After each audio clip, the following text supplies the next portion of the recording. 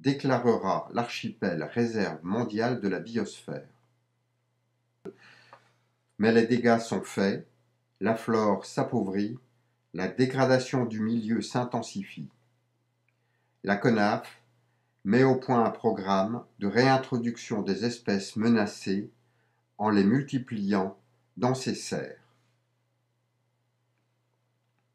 Sí, mi nombre es Bernardo López, guardaparque del Parque Nacional Juan Fernández. C'est le gardien du parc national de l'île de Juan Fernández et qui s'occupe également de la gestion du vivier.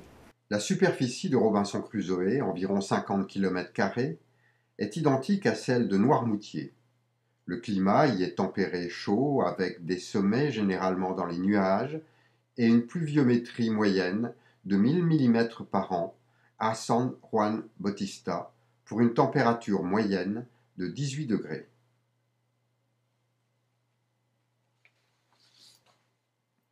Alors, comment expliquer le caractère remarquable de la flore de ces îles? En premier lieu, ces îles d'origine volcanique sont jeunes, entre 3 et 4 millions d'années, c'est-à-dire avant l'ère quaternaire, au Pliocène, au moment où les deux continents américains se rejoignent et où le rift africain est déjà peuplé d'hominidés. C'est donc un excellent observatoire de l'évolution. En second lieu, il y a la spéciation. L'on imagine facilement que la couche de sol organique est faible et que les plantes doivent trouver des niches écologiques pour prospérer. Chaque plante va ainsi s'adapter, subissant des modifications morphologiques et physiologiques au cours des générations, avec apparition de nouvelles espèces mieux adaptées aux conditions de sol, d'humidité, de vent, d'ensoleillement, etc. C'est la spéciation, d'où découle l'endémisme, par opposition aux plantes indigènes qui sont naturellement apportées par les vents et les animaux. Fait remarquable ici, 60% des plantes sont endémiques.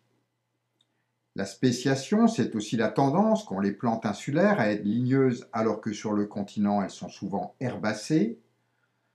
Une autre forme d'adaptation au milieu est aussi le caractère dioïque que prennent certaines plantes, non seulement pour éviter la consanguinité dans cet espace limité, mais aussi pour assurer un brassage génétique suffisant à la biodiversité.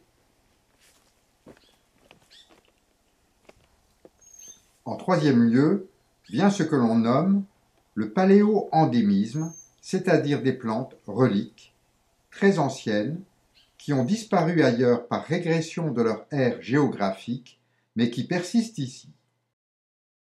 C'est le cas ici de Juana australis, l'un des plus australes palmiers et espèce très menacée, ou encore de l'Actoris fernandesiana, petit arbuste, seule espèce d'un genre unique et véritable fossile vivant du Gondwana.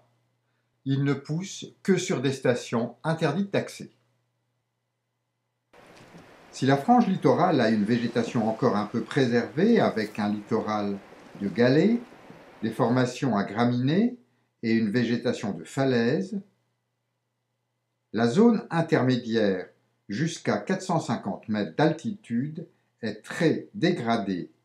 Les sols sont nus et érodés par l'érosion naturelle, bien sûr, mais aussi par l'action de l'homme. Il faut atteindre plus d'altitude, jusqu'à 915 mètres, pour être au cœur biologique de l'île, comme le dit si bien Philippe Danton. Mais l'accès est difficile, les chemins escarpés et la marche bien souvent pénible. C'est ici que l'on croise les plus belles endémiques, mais cela se mérite. Ici, le mythe de Robinson Crusoe, la légende d'Alexandro Selkirk et l'exceptionnelle vision de ces lieux inaccessibles se rejoignent.